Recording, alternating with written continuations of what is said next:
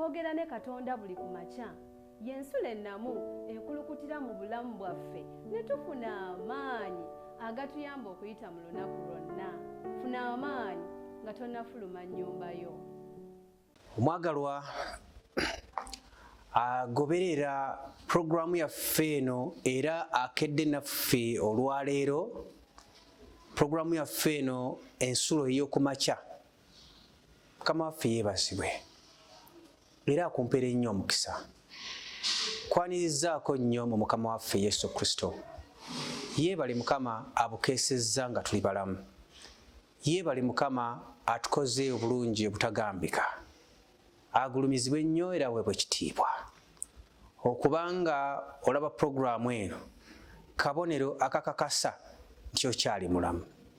Okubanga owulira ebigambo bino kabonero akakakasa nti okyali mulamu. Newankubadde ng'oyinza okubanga oyita mu kusoomoozebwa okutagambika era okutategeerekeka, naye okubanga oli mulamu kitegeeza nti ebintu enkya biyinza okubeera obulungi, olwaleero biyinza okubeera obulungi okusinga nga bwe byabadde olunaku lw'eggulo.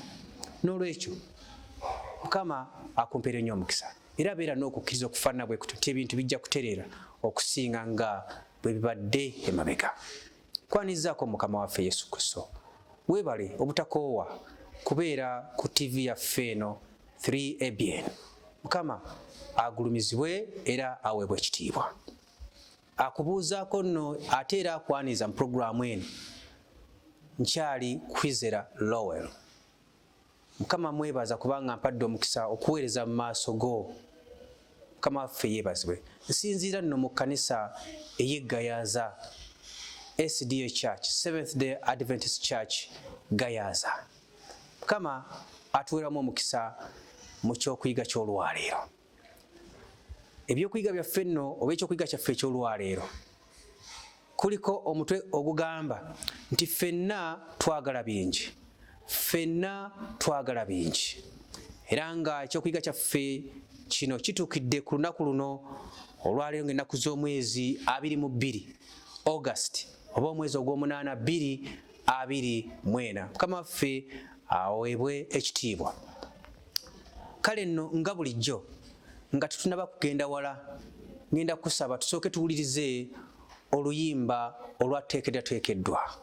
Obubaka obulimu tubulowoozeeko era tubufumiitirizeeko kubanga bulungi nnyo era bujja kutukola bulungi. N'oluvannyuma ng'oluyimba olwo luwedde ate nja kukomawo ate tugende mu maaso n'ekyokuyiga kyaffe eky'olwaleero. Mukama akumpeere nnyo omukisa ng'owuliriza.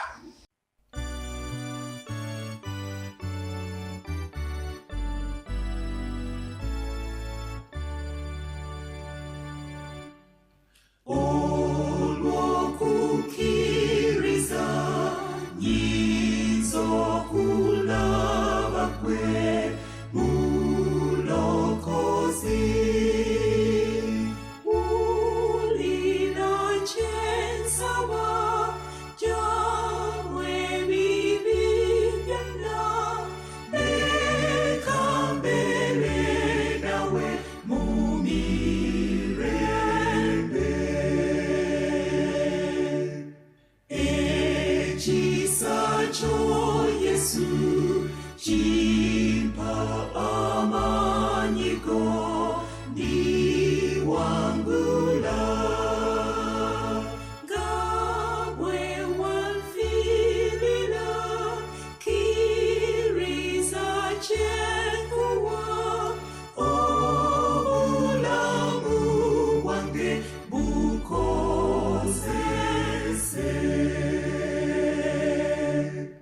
Onyame Mukama olw'okutegeera kigambo kyo. Mwoyo gw'ogumere nange nasomanga, ndyoke nkulabe nga mu kitabo. Wano ndi mu kabi n'olwekyo sembera kumpi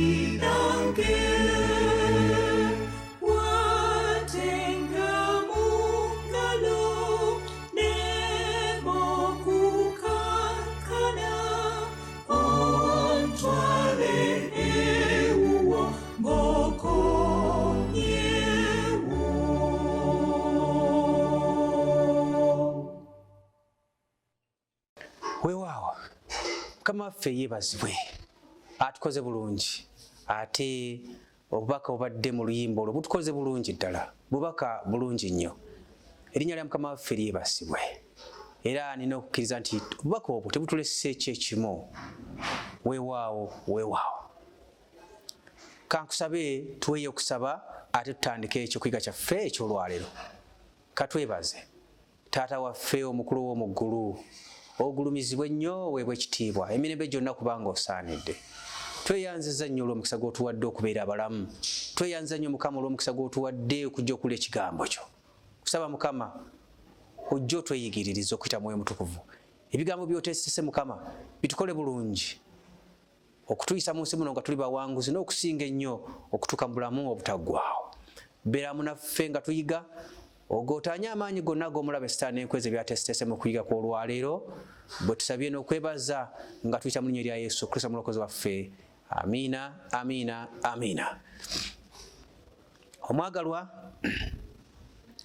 ffenna twagala bingi naye newankubadde nga ffenna twagala bingi ng'omutwe ogwo bwe gugamba wulira ekyawandiikibwa kino kiri mu Bebbulaniya essuula 13 olunya olw'okutaano n'olw'omukaaga wagamba mubeerenga n'empisa ey'obutaagalanga bintu bye mulina bibamalenga kubanga ye yennyini yagamba nti siri kuleka n'akatono so siri kwabulira n'akatono n'okwaŋŋanga ne twaŋŋanga okwogera nti mukama ye mubeezi wange siritya omuntu alinkola ki by'ebigambo ebyo ebyetusimbudde mu kyawandiikibwa kyaffe ekyo Abebbulaniya essuula 13 n'olunya olw'okutaano ate n'olw'omukaaga. Omwagalo omutwe gugambye nti ffenna twagala bingi naye ate n'agamba mu lunyiri lino nti mubeerenga n'empisa ey'obutaagalanga bintu bye mulina bibamalenga. Kiki kyategeeza? Ekyamazima tagamba nti tubeera na bintu naye kyagamba tubeerenga bamativu n'ebyo byatuwadde tuleme okugujubana ennyo kubanga ne bwe tugujubana ne tulya ensi yonna era mpaawo kye tugenda nakyo. N'olwekyo mukama kyakuwadde beera mu mativu n'ekyo ng'ate bw'omusaba n'ebirala era ajja kutuwa. Niye olaba oli ng'ayina ebintu bingi n'abalabi batalina naye era ng'akyagujubana n'obutonotono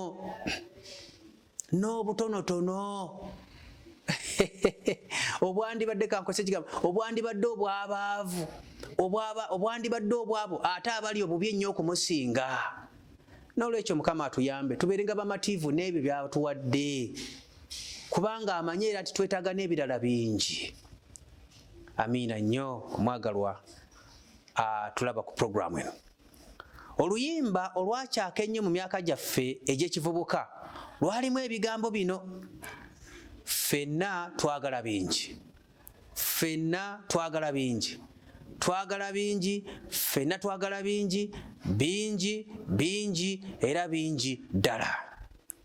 Ekyamazima endowooza ezaali zikontana mu budde obwo mu luyimba ze zino nti ey'okufuna oba obutafuna.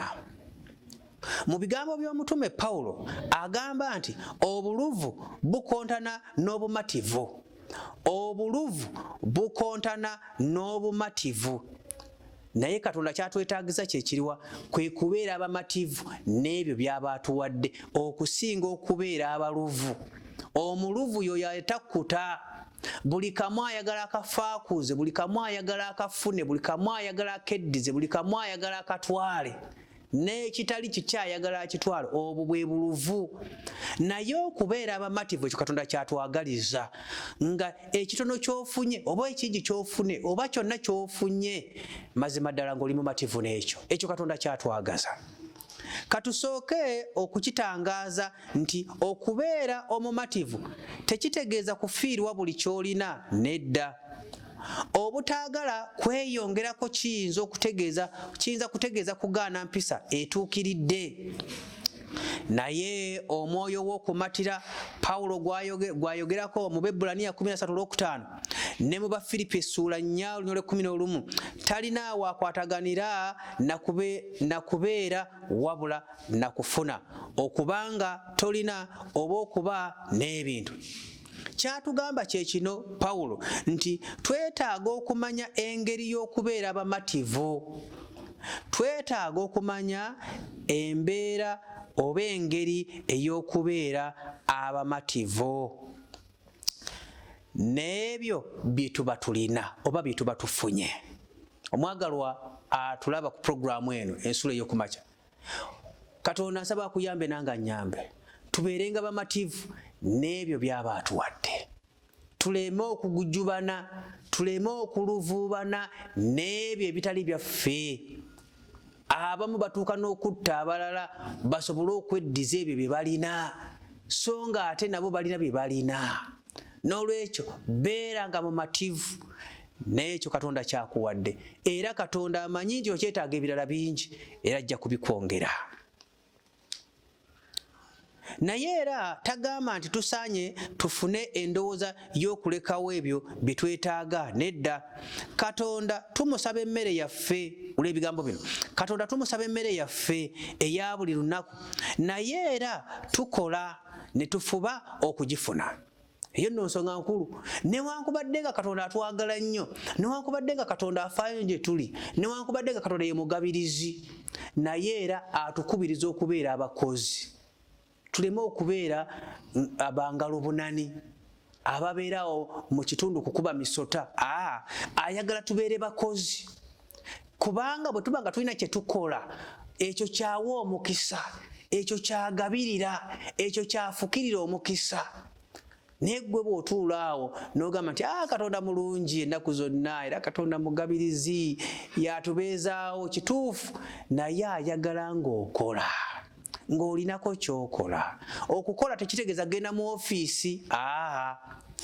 Naye osobola okubaako ky'oyiya ky'okola. Bwe giba nga mulimu si gwa ofiisi oba si gwa bitongole, naye osobola okubaako ekintu ky'otandikawo ewakaawo, n'osoma embeera y'ekitundu kyo n'obaako ky'otandikawo ky'okola. Olwo nno Mukama n'afukirira ekyo omukisa, era nkukakasa ojja kufuna ensimbi era ojja kugenda mu maaso. Pawulo awa Abasesalonika amagezi nti kubanga era bwe twali gye muli twabalagira bwe tutyo nti omuntu yenna bw'agaananga okukola emirimu n'okulya talyanga. Omuli Pawulo bw'agamba omuntu bw'abanga takola n'okulya alekengayo okulya, ate alya biki by'atakoze. N'olwekyo Pawulo wano atukubiriza okukola, nti Omukristaayo omwesimbu, Omukristaayo omulungi, omuntu wa Katonda omulungi ateeka okuba nga alina ky'akola. N'olwekyo ataakole n'okulya takola ki? Taalyenga. N'olwekyo nsaba Mukama atuyambe era tuyigirize okwenyigira mu kukola.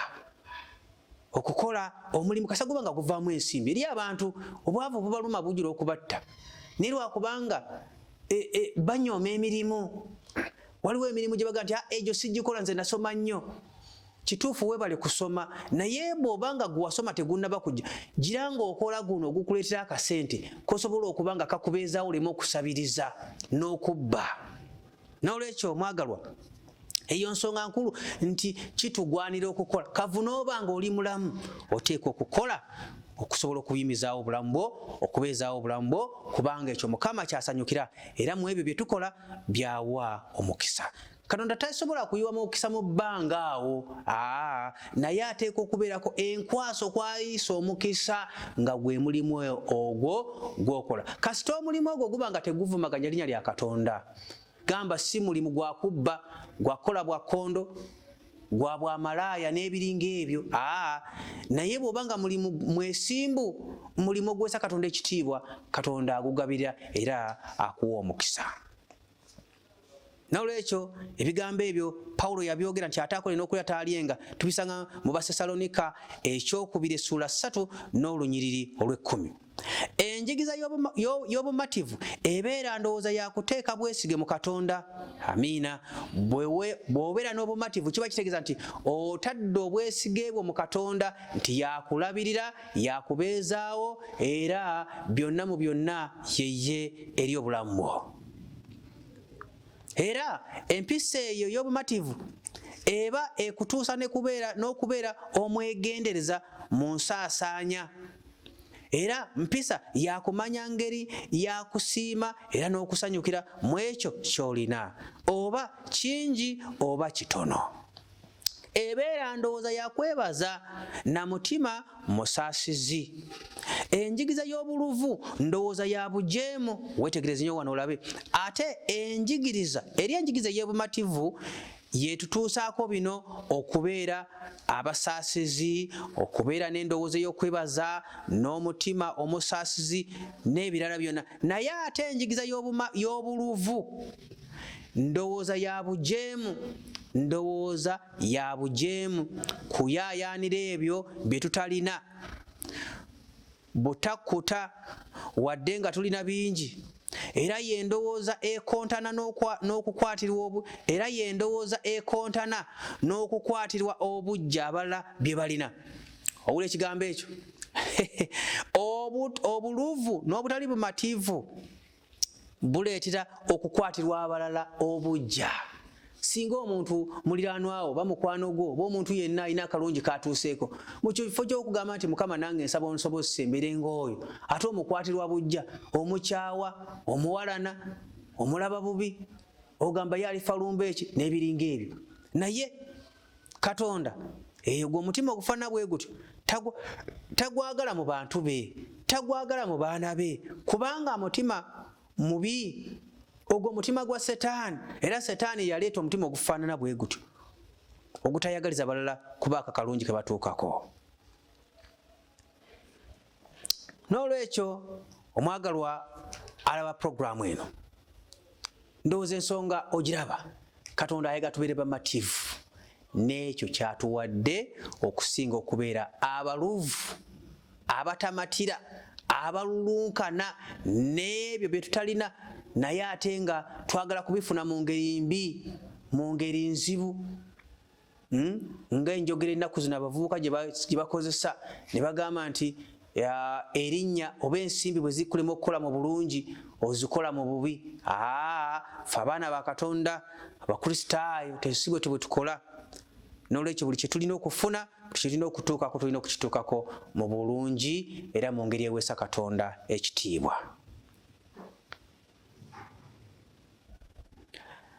Bagamba omugezigezi eyali omwavu ennyo ng'akwasa ennaku nti ekyali kiwaniridde obulamu bwe ly'eddagala ery'omuddo lye yanoganga ku nsiko. Awo kwe kubuuza nti wayinza okubaayo omwavu omulala asingako era akwasa omugezigezi omulala ng'anoga eddagala lye lye yali asudde? Leero bassebo ne bannyabo, katujjukire nti waliyo Katonda mu ggulu, oyo alituwa bye twetaaga okubeerawo. Amiina. Leero omwagalwa agobera puroguramu eno ensula ey'okumakya era ku TV yaffe eno 3ABN. Njagala omanye nti eriyo Katonda mu ggulu, oyo atugabirira era mweteefuteefu okutuwa byonna bye twetaaga. Amiina. Amiina nnyo. Bayibuli egamba nti ennaku 6 okolanga emirimu gyo gyonna. Tulabye nti ate akole n'okulya taalyenga, naye Bayibuli egamba nti mu nnaku 6 okolanga emirimu gyo gyonna, naye olunaku olw'omusanvu ye Ssabbiiti eri Mukama Katonda wo, olunaku olwo tolukolangamu mirimu gyo gyonna. Ebigambo ebyo bisanga mu Kuva essula 2 bw'oba osomye olunya olw'9 n'olw'10.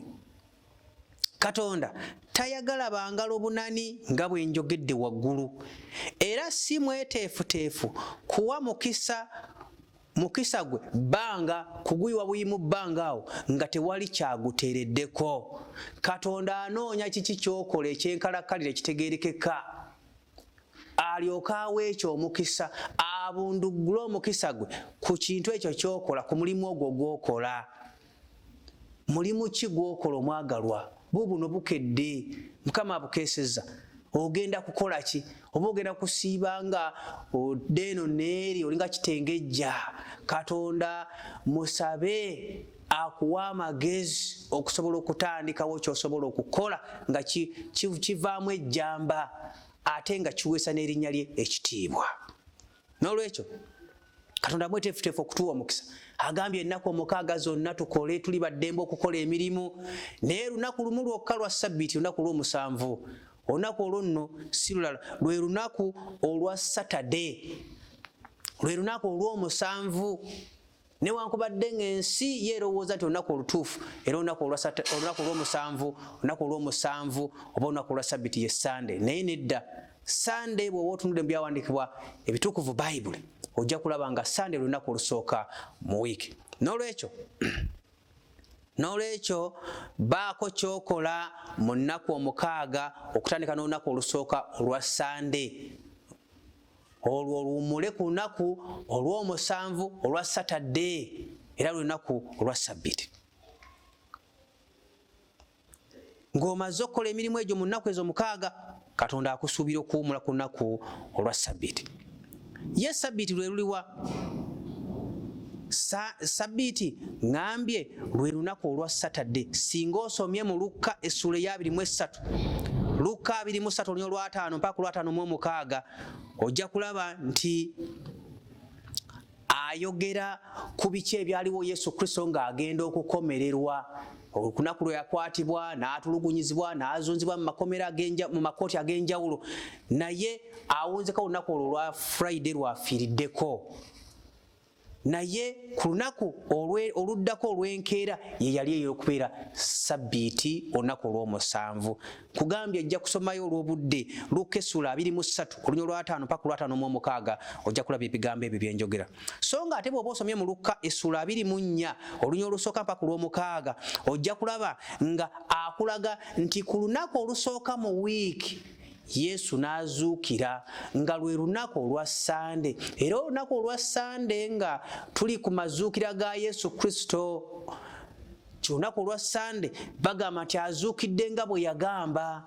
Kitegeeza nti olwa Sunday lwe lunaku olusooka mu wiiki. N'olwekyo omwagalwa ampuliriza, njagadde okwawulira ebintu ebyo osobola okumanya lunaku ki olw'okuwummulirako, kubanga ennaku 6 ng'omaze okukola, lunaku ki olutuufu lw'olina okuwummulirako. Olunaku olwo si lulala, lwe lunaku olwa Saturday. Ensi lwe yakazaako olunaku olw'omukaaga, naye ekyamazima nga lwe lunaku olw'omusanvu, lwe lunaku olwa Ssabbiiti. N'olwekyo nsaba Mukama akumpeere nnyo omukisa ng'oluza ku bigambo ebyo. Baako kyokola, kikole mu nnaku 6 nga Katonda bw'asabye bw'oba bw'atugambye. Naye olunaku olw'omusanvu Ssabbiiti, olunaku olwa Saturday, owummule nga etteeka bwe liri. Saba Mukama akumpeere nnyo omukisa. Saba Mukama akumpeere nnyo omukisa ng'oluza ku bigambo ebyo. Bifumiitirizeeko. Oba oliawo bigambo bino bye njogedde naddala ebikwata ku lunaku olwa Ssabbiiti, Saturday, olunaku olw'omusanvu, kiyinza okuba nga kipya gy'oli. Naye nsaba Mukama okuyita Mwoyo Mutukuvu akuluŋŋamye osobole okutegeera amazima gano, kubanga ge mazima ddala ameesimbu. Kubanga tekigasa kukola nnaku 6 naye ng'ate n'olunaku olwandibadde olw'omusanvu ate nalwo ng'okoleramu nga gwe tomanyi, nga gw'olowooza nti lunaku lumu ku ezo z'olina okukoleramu.